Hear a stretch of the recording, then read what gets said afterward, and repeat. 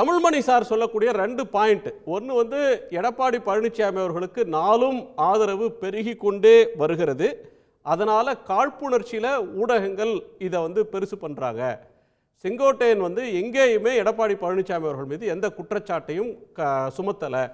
அப்படி இருக்கும்போது மோதல் இருக்கிறது மாதிரி காட்டுறதும் அல்லது விமர்சனம் இருக்கிறது மாதிரியோ புகைச்சல் இருக்கிற மாதிரியோ சொல்கிறது தவறான புரிதல் அப்படின்னு சொல்கிறாரு. உங்கள் புரிதல் என்ன?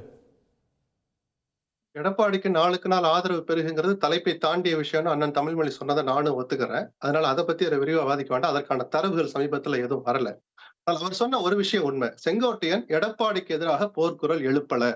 அது நம்பர் 1. கோகுலேந்திரா வாயிலிருந்து வந்த வார்த்தைகளும் செங்கோட்டையன் வாயிலிருந்து வந்த வார்த்தைகளும் இரண்டும் ஒன்றல்ல. 2 கருத்து வெளிப்பாடுகளும் வெவ்வேறு விதமானவை. முதல்ல அந்த வித்தியாசத்தை புரிஞ்சுக்கணும்.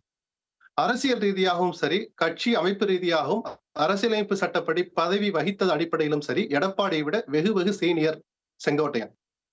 அப்படிப்பட்ட செங்கோட்டையன் சசிகலாவின் தேர்வாக எடப்பாடி முதலமைச்சர் ஆன பிறகு அந்த அமைச்சரவையில் ஒரு அமைச்சராக, எடப்பாடிக்கு கீழே ஒரு அமைச்சராக வேலை செய்த போது கூட நிர்வாக ரீதியாக, துறை ரீதியாக கேள்விகள் வந்த போதும் இந்த அரசு முடிவு செய்யும் சொல்லியிருக்கிறார். ஓபிஎஸ் தொடர்பான உட்கட்சி விவகாரங்கள் கேட்டபோது கூட கட்சி தலைமை முடிவெடுக்கொண்டு அந்த எடப்பாடிக்கு உரிய மரியாதை அவர் கொடுத்து கொண்டேதான் வந்தார். எந்த இடத்திலும் கட்சி தலைமை பொறுப்பில் இருந்த எடப்பாடிக்கோ ஓபிஎஸ்க்கோ எதிராக அவர் எந்த காலத்திலும் கருத்து சொன்னதில்லை. அமைச்சராக இருந்த போது மட்டுமல்ல, படுதோல்வியை சந்தித்த நாடாளுமன்ற தேர்தல் முடிவுகளுக்கு பிறகும் கூட சசிகலாவை சேர்ப்பது, ஓபிஎஸ்ஐ சேர்ப்பதெல்லாம் கட்சி தலைமை தான் முடிவு செய்யணும். ஒவ்வொரு முறையும் எந்த இடத்திலும் தான் கட்சி தலைமைக்கு கட்டுப்பட்ட தொண்டன் என்கிற அந்த வரையறையை செங்கோட்டையன் மீறியதே கிடையாது. நேற்று இந்த கருத்தை தன் இயல்பை மீறி, ஒரு கூட்டத்துக்கு போகாது, புறக்கணித்ததாக ஆகாது, அல்லது புறக்கணிச்சதாக வச்சுக்கிட்டா கூட எனக்கு காது குத்து கல்யாணம் இருந்துச்சு, ஏற்கனவே ஒப்புக்கொள்ளப்பட்ட விஷயங்கள் இருந்து எதையோ சொல்லி கடந்து போயிருக்கலாம். ஆனால் கேட்கிறவர்களுக்கெல்லாம் தன்னுடைய விளக்கத்தை சொன்ன செங்கோட்டையன் இந்த இயல்புதான் கவனிக்க தகுந்தது.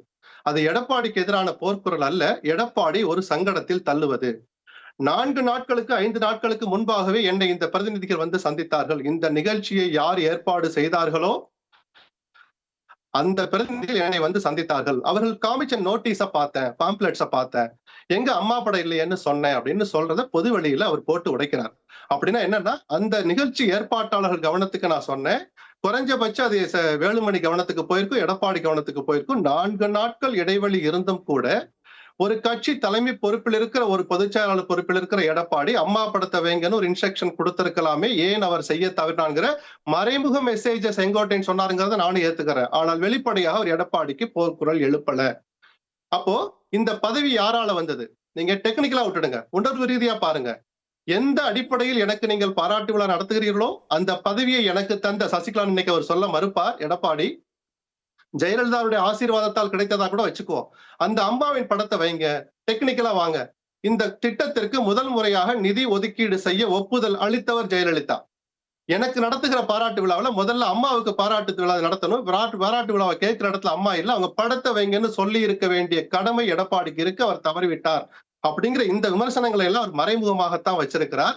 கோகுலேந்திராவோட வெளிப்பாடும் இவருடைய கருத்து வெளிப்பாடும் வெவ்வேறானவை. இதுல எதனால இது முக்கியத்துவம் பெறுதுன்னா, செங்கோட்டையன் தன் இயல்பை மீறி இவ்வளவு வெளிப்படையாக சொன்னது எந்த நேரத்தில் செங்கோட்டையன் வந்து அதிருப்தி இருந்தாலும் வருத்தம் இருந்தாலும் வேறு கட்டங்கள்ல, பல கட்டங்கள்ல அதிமுக ஓரங்கட்டப்பட்ட காலம் கூட உண்டு, அமைச்சரவையில் இல்லாமல் இருந்த காலம் உண்டு.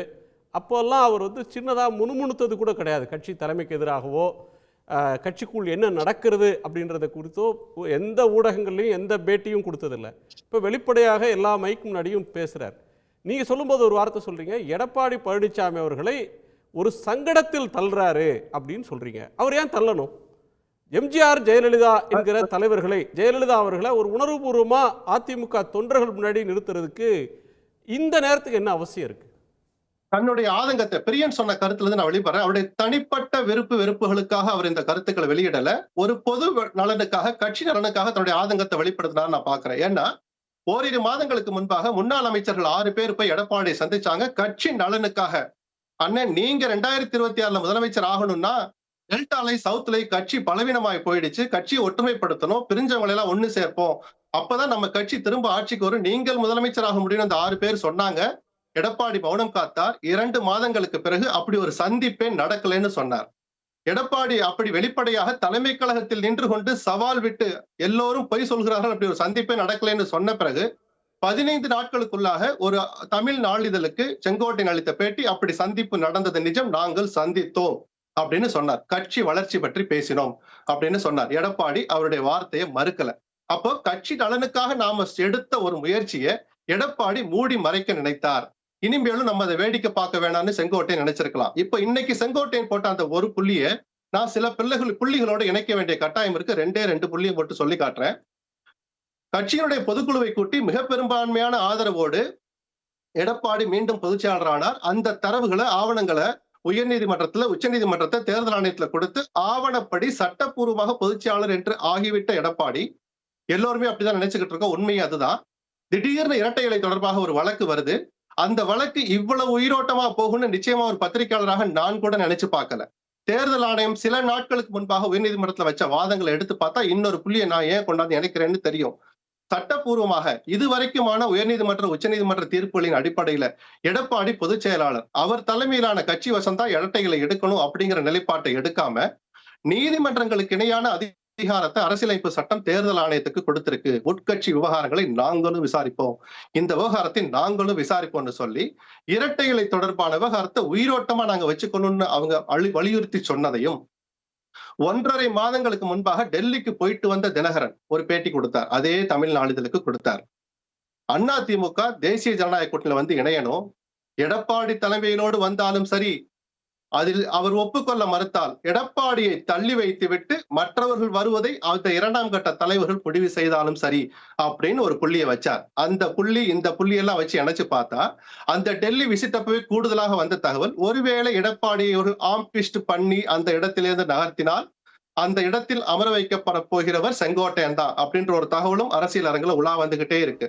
அப்போ அவர்களுடைய அந்த விரிச்ச வலைக்கு ஒரு நிமிஷம் அப்ப அவர்கள் விரிச்ச வலையில செங்கோட்டையன் சிக்கிட்டாரா நீங்க கேட்கலாம்.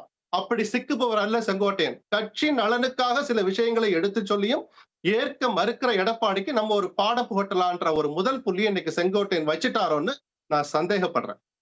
சார், 2 விஷயத்த சொல்றீங்க, 2 அன்கனெக்டட். ஒன்று எலெக்ஷன் கமிஷன்ல நடந்துட்டு இருக்கிற ஒரு கேஸு, இன்னொன்று டிடிவி தினகரன் வந்து என்டிஏல ஏடிஎம்கே சேரணும் மைனஸ் எடப்பாடி வந்தாலும் சரி, அவர் இல்லாமல் மற்றவர்கள் வந்தாலும் சரின்னு சொல்றாரு. அதோட செங்கோட்டையனை கொண்டு வந்து சேர்க்கிறீங்க. ஒன்றுக்கு ஒன்று தொடர்புள்ளாதான் இருக்கே. ஒரு தேர்தல் ஆணையத்தில் வழக்கு முடிவு எப்படி வரும் என்று யாருக்கும் தெரியாது.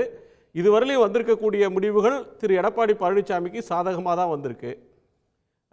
ஹைகோர்ட்டு, சுப்ரீம் கோர்ட்டு இதுவரையிலும் வந்திருக்கிற எல்லா ஜட்ஜ்மெண்ட்டும் அவருக்கு ஃபேவராக தான் வந்திருக்கு. அப்படி இருக்கும்போது யாரோ தொடர்ந்த வழக்கில் அவருக்கு எதிராக என்ன செய்திட முடியும்? இன்னொன்று, டெல்லி ரோல் இதில் என்ன இருக்கு? ஏடிஎம்கேவோட உள் விவகாரங்களில் டெல்லி இப்போ தலையிட தொடங்குதா, கவனிக்க தொடங்குதா? நாகரிகமான ஆரோக்கியமான அரசியலை எடுத்து பேசணும்னா நீங்க சொன்ன வார்த்தையெல்லாம் உண்மைதான். 3 புள்ளிகளும் வெவ்வேறானவை, இணைக்கப்படக்கூடாதவை. ஆரோக்கியமான அரசியலுக்கு அப்படிதான் பார்க்கணும். ஆனால் ஜெயலலிதாவுடைய மறைவுக்கு பிறகு நடந்த நிகழ்ச்சியில் எடுத்து பாத்தீங்கன்னா, மகாராஷ்டிரா வரைக்கும் பிஜேபி செய்கிற அரசியல் சில்மிஷங்களை எடுத்து பாத்தீங்கன்னா அவர்கள் எதையும் செய்ய துணிவார்கள். அந்த இரட்டை இலை வழக்கு உயிரோட்டமாக வச்சுக்கணும்னு விரும்பிக்கிட்டு இருந்த அதே நேரத்துல எடப்பாடியினுடைய சம்பந்தி அல்லது நெருங்கிய உறவினர்கள் வீட்டில் நடந்த மாசிவ் ரெய்டையும் கொஞ்சம் மறந்துடாதீங்க. நான் அந்த புள்ளியை இணைக்கல. ஏன்னா சரியான ஆதாரமான தரவுகள் அதிகாரப்பூர்வமா வராத போது அதை நான் ஒரு புள்ளியா நினைக்கல. ஒரு யூகமா அந்த புள்ளியை இணைச்சு பாத்தீங்கன்னா, ஆம்பிஸ்ட்ங்கிற ஒரு வார்த்தையை நான் பயன்படுத்தினேன். தினகரனுக்கு எதிராக பயன்படுத்தினார்கள், சசிகலாவுக்கு எதிராக பயன்படுத்தினார்கள். அதையெல்லாம் பார்த்து சந்தோஷப்பட்ட எடப்பாடிக்கு எதிராக இப்ப பிஜேபி அதை பயன்படுத்த வாய்ப்பு இருக்குதுன்னு ஒரு பத்திரிகையாளர் நான் எதிர்பார்க்கிறேன். பிஜேபிக்கு ஒரு சுயநலம் இருக்கு. ஒரே ஒரு பாயிண்ட், அதுல பிஜேபிக்கு ஒரு சுயநலம் இருக்கு. அதிமுக நல்லா இருக்கணும் அப்படின்லாம் கிடையாது. அந்த ஒன்றுபட்ட அதிமுக இருந்ததுன்னா நாம எதிர்காலத்துல கூட்டணி வைக்கிற போது வலுவான அதிமுக கூட்டணி வைக்குங்கிற சுயநலம் அதுல ஒளிஞ்சிருக்கு. அதிமுகவை வீக்கன் பண்றது நோக்கமா, அதிமுகவை பலப்படுத்துறது நோக்கமா, எடப்பாடி பழனிசாமி அவர்களை அவங்க ஒரு சேலஞ்சரா பாக்குறாங்களா, அவரை பலவீனப்படுத்துறதுக்கு சில கண்ணிகளை தொடுறாங்களான்னு கேள்வி வருது நீங்க பேசுறது பார்த்தா? இல்ல, எடப்பாடியை பலவீனப்படுத்தி அதிமுகவை பிளவுபடுத்துகிற எந்த ஒரு செயலுக்கும் செங்கோட்டையன் போன்ற தூய்மையான தொண்டர்கள் துணை போக மாட்டாங்க. அந்த விஷயத்துல நான் ஒரு 30 வருஷம் அதிமுக அரசியலை பார்த்தவன் நான் சொல்றேன், இன்னொரு பிளவு நடக்காது. இப்ப நடக்கிற அத்தனை திரைமறை விஷயங்களானாலும் சரி, திரைக்கு முன்னால் நடக்கிற விஷயங்களானாலும் சரி, அதிமுகவை ஒற்றுமைப்படுத்துவதற்கும் அந்த ஒற்றுமைக்கு தடையாக இருப்பவர்களை தள்ளி நகர்த்தி வைப்பதற்குமான முயற்சிகளாகத்தான் நான் பார்க்கிறேன். உடனுக்குடன் செய்திகளை தெரிந்து கொள்ள சன் நியூஸ் பெல் ஐகானை கிளிக் பண்ணுங்க.